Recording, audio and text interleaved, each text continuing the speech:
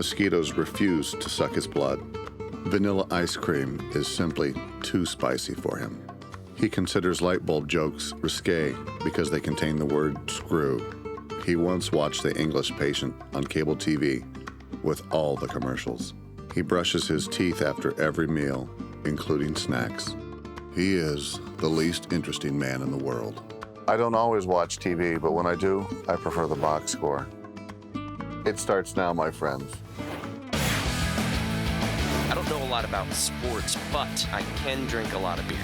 My motto is simple: C's get degrees. Need a long, inappropriate hug? I'm your man. I think I'm smarter than you, because I probably am. Howard Collins, the box score.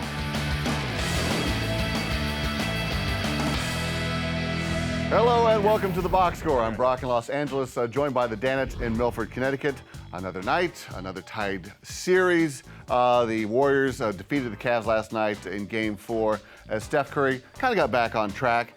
Now, McLovin, we've been talking about how great of a shooter Curry's been. And who would you say, though, is the best outside shooter you've ever watched in the finals? Outside? Oh, that's easy. The Boston Strangler, Andrew Toney. He is the greatest outside shooter ever to walk planet Earth, if you ask me. No bias. Because all my sports opinions were actually formed when I was 10 years old in Philadelphia. So Julius Erving is the best, Tony's the best shooter, Ron Jaworski had the strongest arm quarterback.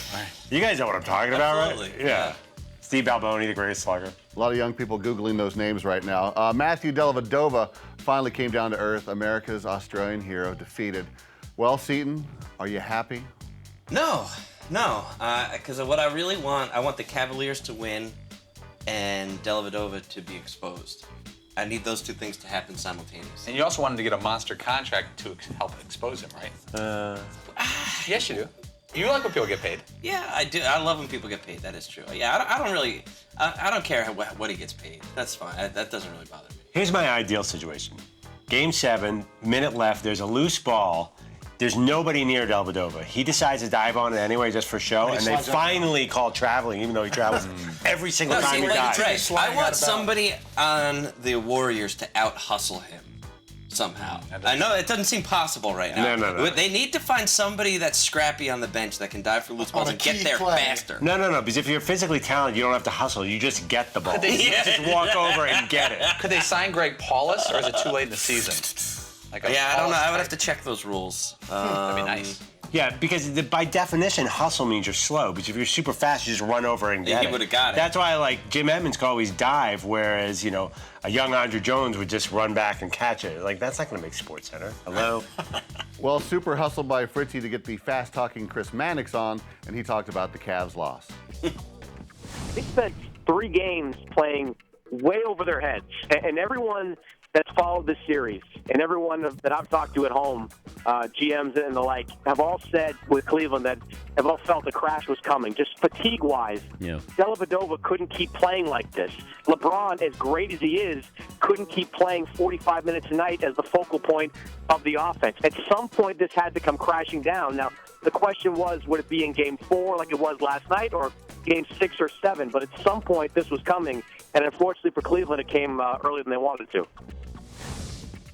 Yeah, I was surprised to see Cleveland not going up 3-1. I thought that they were going to just play off of the way they had taken the momentum from the previous game. I even with the whole Iguodala Bogut thing, I wasn't sure exactly how that was going to work out. They went on a 7-0 run to start the game before Golden State got going. So I did not expect Golden State, certainly not to win by 20+ points.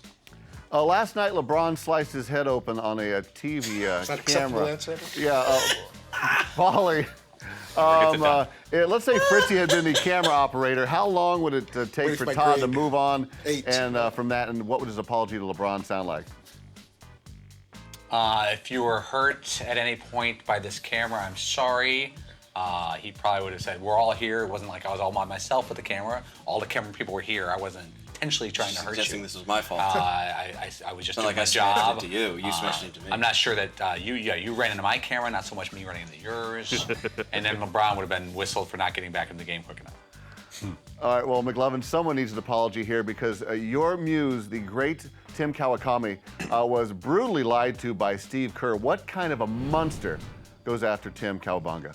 Tim Kawakami is a solid columnist. Tim Cowabunga. I mean, do I need to run it down for you? I'll do it right now. San Francisco Giants, Oakland A's, Oakland Raiders. San Jose Sharks. San Jose Sharks, San Francisco 49ers. MLS, San Jose Earthquakes, you covered? San Jose Earthquakes, Stanford football. Can't stand I'm forgetting like 2 or 3 major sports. USF basketball. Oh, wait, San Francisco Dons, Giants, did I mention them? Yeah. I mean, we're up to 9. But either just that alone shows the scope and sort of magnitude of what Tim's doing there that we can't even run down just the names of teams that he's covering. Yeah. And he's got to keep it all straight. Yeah, he it's doesn't an have- amazing thing. Tim Kawakami doesn't have time for somebody to lie to him. He's the most Tim Kawakami.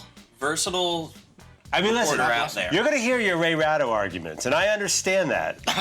But Kawakami, to me, is a straight down the middle Bay Area sports. Tim couldn't come on today because he had a column to write about the Monterey Community College JV He's all over softball everything. game. Do you guys remember when Spread out Kawakami came up to us one day? It was at a table at some event, and he goes, "I'm Tim," and we're like, "Who?" Easily a dozen times he's been on the show. Easily. Yeah, and they're like, "I'm that guy, Tim Kawakami. You have on all the time." We're like, "Oh, Tim Kawakami." Who's Tim? Oh, it's this guy. Tim Kawakami! There he is. There's our guy. Our boy. Oh, he's great. Why would you lie to that guy? Well, he is no Gary Radnich, I will say that. Seton, how often do you guys have to lie to Dan? Wow, big question. What? Do we have to, or do we? How often? How often? Collective. Sometimes they are have to lie to Dan. Sometimes there are. Well, More omissions. Technical issues. Yeah, it's more where it's more that you just withhold things than you straight up lie to him. Jeez, I don't know. What's a good lie that we've told? There's a There big- have been technical problems whether you kind of downplayed it or said everything was okay when it wasn't quite. There's a big difference in lying and omission. If you flat out lie to Dan, like if he asks you something and you give him an answer it's a lie, you're signing your own death warrant. Yeah, you sure are. That's the one thing he won't accept. But if you try to protect him from things, or there's certain things that can't help him in the moment, like we're in the middle of a show and he says, "Hey, what's going on here?" No, we're good. We're good. Yeah, we're not at all we're good. Yeah, no, we're just. That's not a lie. That's producing.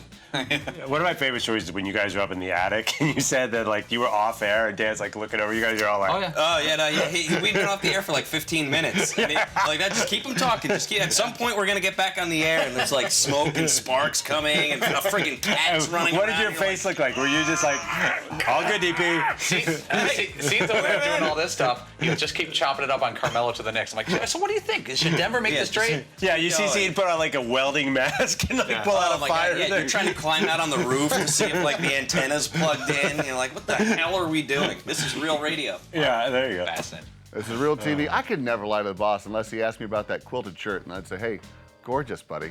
All right, coming up, we are talking famous broadcasters. Speaking of famous people in sports, you know who owns a Ram 1500 EcoDiesel? Yeah, Tim Kawakami. Heading up the 880 to watch the Raiders? Yeah, hop in your 1500 EcoDiesel. Heading over to Santa Cruz to hang out? 1500 EcoDiesel. Heading up to wine country to get a nice Shiraz? Yeah, Ram 1500 EcoDiesel. Get in it, get on it. Guts, glory, Ram.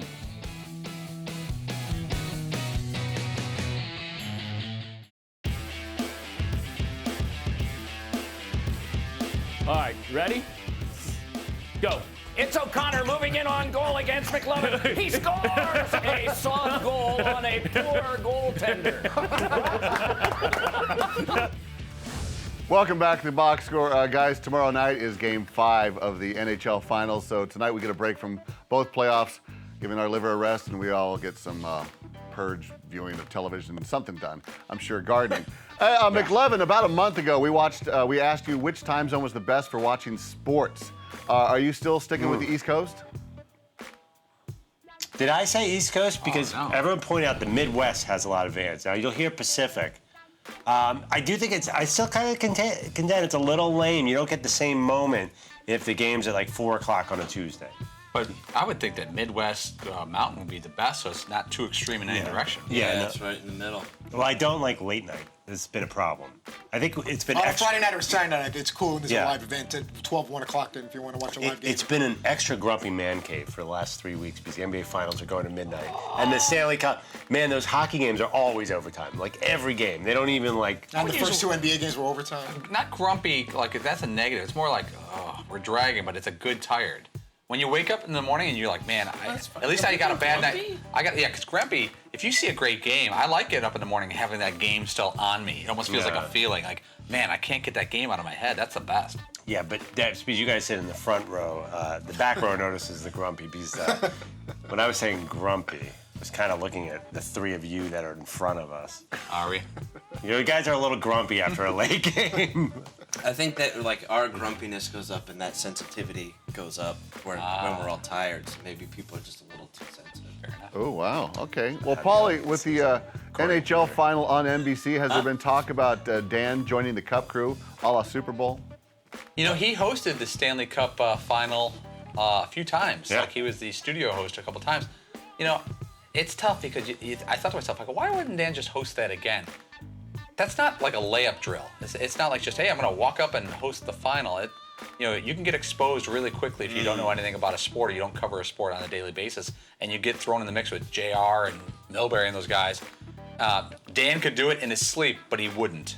There's a lot of pressure there, like where people think it's like, oh no, this is awesome, right? But then when you mispronounce a name, and then it's on every website across the country, and you're like, see, look, this guy's an idiot. He doesn't even know what he's talking about. Right, if he goes Steve you really Stamkos, don't want that. If he goes Steve Stamkos instead of Steven Stamkos, people are like, go back to. Or even You're not even a hockey guy. Get out. Even one little term or phrase or rule that you're not 100% clear that you're trying to discuss or explain or even set up the analyst or the And the expert. thing is, Dan won't let that happen. Yeah. He'll either do it or he won't even touch it. Yeah. Like if he was going to do the NHL Finals, he'd be at home right now studying. He'd blow us off and be like, I got to take care of my business. He worked his ass off for that Finals. I remember. He was studying. He's a very fun-loving, goofy guy here. But I remember Olympic time. Oh, dude, he was serious. You grinding. could have saw him with the New York Super Bowl week. The minute he was done with our show, gone. He was back at his hotel room studying Olympic stuff for 7 or 8 days before he even flew to Russia. And he spent the entire time on the flight either sleeping or reading. Maybe study the Urban Dictionary. Guys, in November, Doc Emrick will be receiving the prestigious Vince Scully Award from WFUV in New York City. Now, you guys have been chumming up to him lately. Seton, which one of you guys would stand the best chance of introducing him at an event like this? I think that answer is pretty clear. I mean, only one of us has a personal relationship with Doc and most of the NBC crew. I mean, Todd's been in the booth with them. The meet and greet. Yeah, he's clearly got the best in right there. I mean, I don't know. Do you want to speak? We did have a nice moment, father and son moment at Madison Square Garden. Doc being the father, you being the son, or?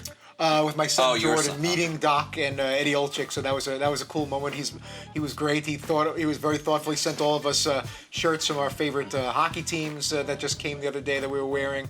He was all sensitive about Dan not liking his Columbus Blue Jackets shirt, and another shirt came from him again today, Red Wings shirt, just to make sure he was covered. And he's still going to get him a Charleston Chiefs shirt, I think. Is Doc Emrick walking around to like souvenir I don't know stands where he's getting all this at the NHL Finals looking for shirts? I hope he's not. I didn't want to ask, but because I saw 20 emails about this the other day. It sounded like he put all this stuff. The together. idea that Dan would be like, yeah, I don't know, it's okay. It's a free T-shirt, man. Throw it in the pile with the 50,000 other ones that are behind the bar, 50,000, and just say thank you. But I do appreciate it. Doc seems to really know the show well. Like, remember how excited he was to do a play-by-play with us? Yeah. Like, is that the one that he forgot me? Yeah. He knows the show real well. That hurts. Hey, Fritzy, a major perk of your job is getting to meet Hall of Fame broadcasters. Who has been the biggest thrill for you? It's got to be Elway for me. If several Hall of Fame broadcasters. Oh, it's got to be broadcasters. That's why, Hall of Fame broadcaster. I'd put Al Michaels and Bob Costas right up there. Vin Scully, I got a chance to speak with briefly on the phone, but if we're talking about physically meeting, I'd definitely go. I'd go Al and Bob.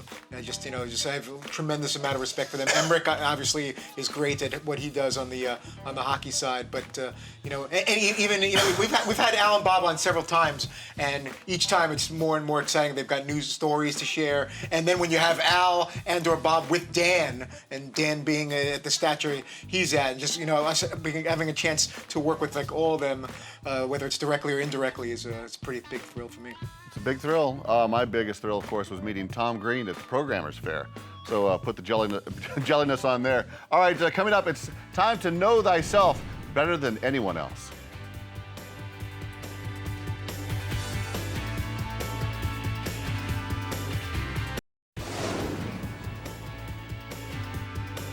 Battery. Guys, we were back here on the box score. Last week, I challenged you to learn who you are, to be one with yourself, to ask a question, and to know the response immediately. Of course, you all failed miserably in the attempt. That's fun. Let's do it again. It's time to play. No! Your Self. Dan's chair dance. That's right. It's time to play Know Yourself. The question today is, what is your favorite non-sports movie of all time? If it sounds familiar, you answered it last year, late in the year. So, without further delay, first to you, Paulie. What is your favorite non-sports movie of all time? I have to go with the first thing that popped in my head and say Goodfellas. Was it Goodfellas. Goodfellas? Goodfellas. The man knows himself. What can I Wow. say? Congratulations. All right, who's next here? Oh, McLovin, you're up next. What is your favorite non-sports movie of all time? If it was last year, Mike Nichols died, so The Graduate was probably on my mind, so I'm going to guess The Graduate.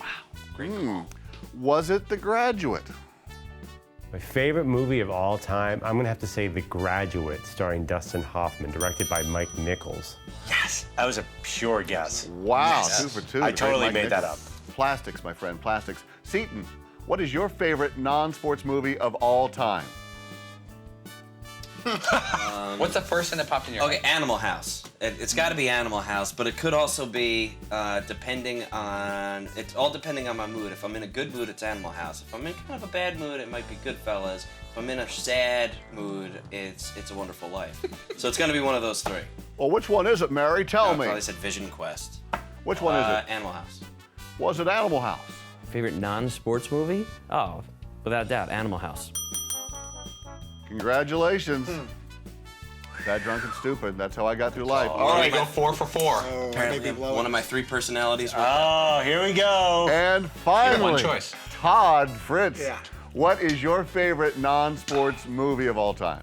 I don't know if I said The Shining, Airplane, or Goodfellas, but the first thing that popped in my mind was Private Lessons? Private Lessons. Private Sylvia Lessons. Crystal. Private Lessons would definitely be in the mix. You're supposed to go see but Apple I think I Dumpling said Gang. Goodfellas. That was a great camp trip. You were supposed to go see Apple Dumpling. 10-year-olds. The seeing, Goodfellas? Yeah, Goodfellas. It's the first one that came to mind. Okay, if that's what you're saying, was it The You haven't Goodfellas? seen Goodfellas? I don't know why Endless Love comes to mind with Brooke Shields. I had a major crush on her growing up. It's probably not my favorite, but that's one of the first non-sports movies that comes to mind. I'm going to also say The Shining. I should probably say The Shining because that is the scariest movie I've ever seen. And other than a little tennis ball being rolled in one of the scenes, I don't think that was really considered a sports movie. So, yeah, The Shining. It wasn't Endless Love or The Shining. Do you feel all hesitant to mention that one of your favorite movies is an underage girl naked I on thought an she island? was 18. I'd like The to whole believe. movie is based on them being way too young. Then I wasn't really following the plot. and by the way- I thought her and Christopher Atkins were 2 18-year-olds, and that's just how I accepted. We had the maybe attraction. 17,000 conversations about Goodfellas in this man cave. I don't think I ever remember you chiming in on the movie Goodfellas. Do you guys? I honestly don't think you've seen it wire to wire. I definitely. I saw it in the movies with my ex-girlfriend, and I really, really liked it. And I thought I had said Have you seen it since? yes. Probably through when we had it on. How many times this year have you seen it? Yeah, how many times did I mean, that's really. Yeah. I watched it twice this morning. I'd say parts of a couple times in the past. I'm watching it right now on a TV up there. Only when you guys put it on, I'll take a Hendry. Hendry, all right. The winning row is, of course, the front row. So close. He did say The Shining. All right, we are taking a break to remind you that the Ram Heavy Duty, with its best-in-class towing, torque, and horsepower, doesn't need one. Its favorite movie? Something with a Ram in it, I'm sure, and a heavy-duty Ram at that. You want more facts? Get them at ramtrucks.com. Guts Glory Ram.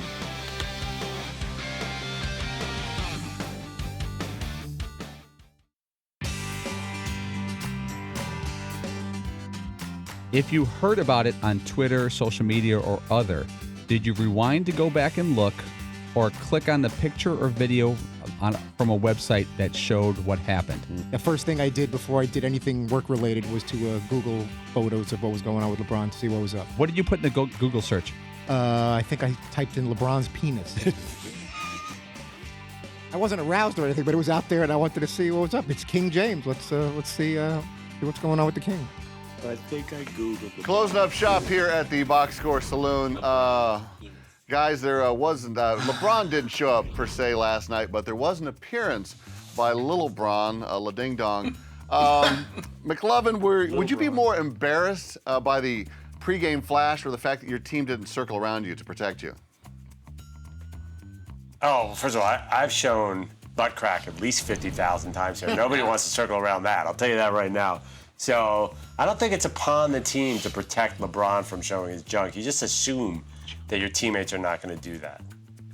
Well, Paul, you criticized the idea of rewinding the game to watch this wardrobe malfunction, but I don't know if you recall this, but there was a moment last year during the World Cup viewing party.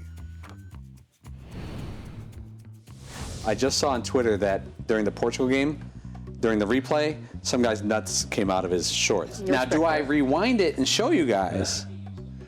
Wow, man, what's the etiquette?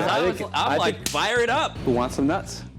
Who was it? I'm curious. Yeah. Really? Why not? Take a look. Can you confirm? Groins? I don't know what that was. I'm assuming you saw something. I don't know what I saw. I don't know what that is either. That's kind of... Fritz, if you don't know. No, but he may want to go get that checked out. That looks kind of swollen. All right. I think we missed 3 goals. Yeah. Well, we check that out. We get the live. Portugal 3-2. Yeah. Oh, Portugal did score. We actually missed a goal looking at that guy's nuts. That's some good TV right there. Yeah, I found that interesting because I wanted to see, do you guys want to see this instead of just saying, watch this? I want to give someone a choice before they look at someone's balls. And I thought the same thing yesterday. I'm not critiquing you if you did or didn't look at LeBron, the video of LeBron last night, or a picture or a screen cap, whatever. But I do find it fascinating why you would or why you wouldn't. And I just want to ask that question. I thought it was interesting to see the response in the room. Fritzy, you're a man that likes to go commando. Do you have a problem at the gym if you're on the maybe the elliptical and you got to get down there to move things around? Has anyone seen you incidentally?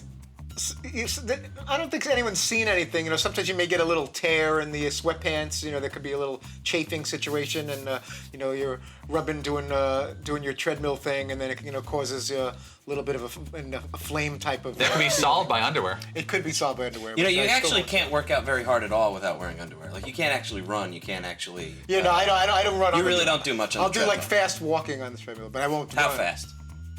I'll put it up to like 3.8. I worked out with you once. We worked out together in LA. It's definitely a fast walk. It's a brisk walk. I definitely don't run or jog. You gotta keep everything tightened up there so you don't get hurt. And I have several pairs of sweatpants that over time, you know, there are holes in places that would be but wait, awkward or unflattering. But that doesn't lead me to want to put underwear on. Do you guys wear jock straps ever? Like, did you wear them in high school? Remember, they were required. High school, yeah, you had to. But I never wear like compression kind of, you know, like spandexy kind of. We wore in wrestling. You don't really wear a jockstrap. You wear a singlet, which serves almost like a jockstrap because it's so tight in that region. But it's not that tight in that region. It's not similar to jockstrap. And when you're wrestling, I mean, it's standard procedure to accidentally get your hands on the other guy's groin. I mean, it would happen easily 3 or 4 times in any match. It's look at your face, you're disgusting. The singlets in general, I don't understand who invented these. Why do you have to wear that outfit? So you can't grab any outfit? I don't really know why you have to. That's a good question. So you can't grab any material, probably. It's got to be skin tight. Yes, it's supposed to be skin tight so you get the shoulders and legs and the joints. Yeah. I mean, you can see there, that one's pretty snug.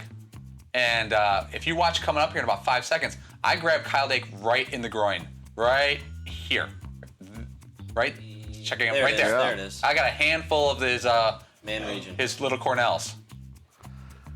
Paulie, that was a fine achievement that you lasted that long. Thank you. All right, Paulie on his back, penis being grabbed. Let's go to Fritzy. Who's on next week? Reggie Miller will join us on Monday. Darius Rucker may stop by. Tuesday, we're going to be in the New York City Man Cave. And we're going to be joined by Jim Parsons, Jay Farrow, Jose Batista is expected to join us as well, all in New York on Tuesday. Well, that is a stacked guest list. I'll be tuning in. We are back on Monday, same time, same channel. Podcast is available on iTunes or at podcast1.com. Have a great weekend. Cheers. I don't know a lot about sports, but I can drink a lot of beer. My motto is simple. C's get degrees. Need a long, inappropriate hug? I'm your man. I think I'm smarter than you because I probably am. Hey, thanks for watching the box score. Holy cow!